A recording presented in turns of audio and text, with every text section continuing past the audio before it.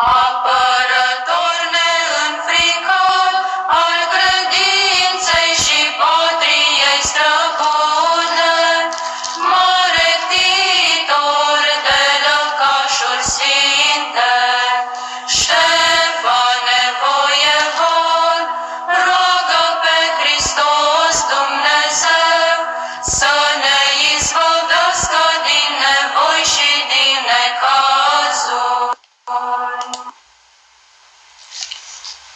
În numele Tatălui și al Fiului și al Sfântului Duh. Amin.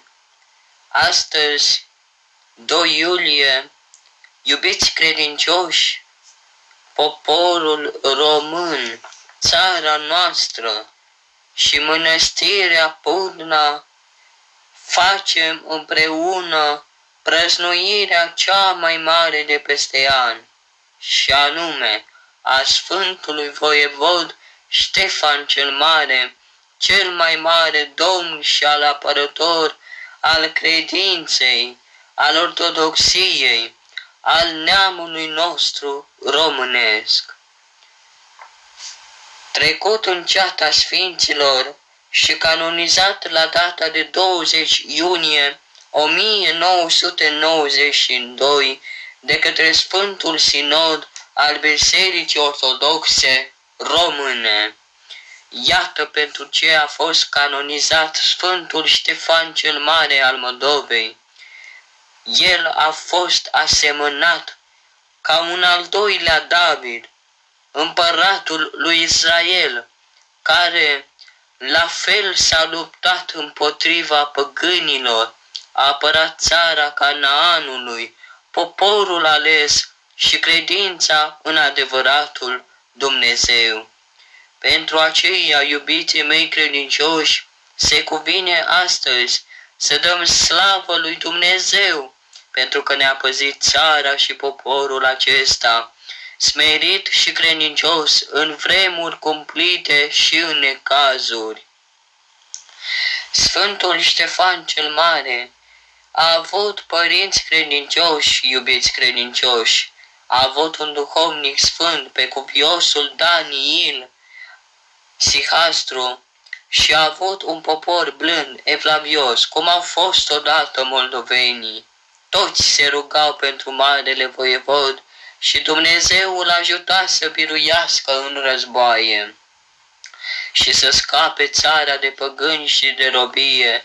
Apoi întotdeauna cerea sfatul duhovnicului său și punea pe călugări să se roage pentru dânsul. De aceea biruia mereu în războaie, de aceea scăpa cu viață și zidea de fiecare dată, după fiecare luptă, câte o nouă mănăstire, drept mulțumire lui Dumnezeu și a Maicii sale. La fel să facem și noi, fraților, în războiul acesta cel duhovnicesc, căci ne luptăm mereu în toată viața noastră cu acești diavoli mici, cu gânduri rele, cu duhurile răutății. Și dacă noi nu ne rugăm, dacă nu cerem sfatul duhovnicilor și mila lui Dumnezeu, nu putem birui pe nevăzuții diavoli, iar cine nu se luptă după lege, nu se încununează. Fără suferință și fără cruce, în viață nu este mântuire, fraților. De aceea suntem numiți fiii a lui Dumnezeu după har și urmașii lui Hristos. Să ducem și noi cu răbdare, cu nădejde, cu bucurie crucea vieții noastre, privind neîncetat cu ochii inimii spre Hristos, care s-a răstignit și a înviat pentru noi.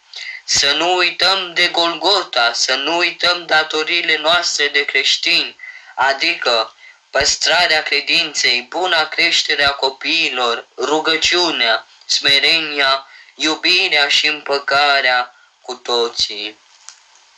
Celelalte, frații mei, toate sunt trecătoare.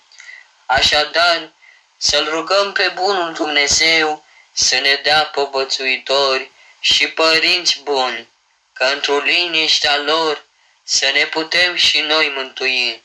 în Iisus Hristos, Domnul nostru, și al Maicii sale, căruia se cuvine slava, cinstea, închinăciunea, totdeauna, acum și pururea și în vecii vecilor. Amin.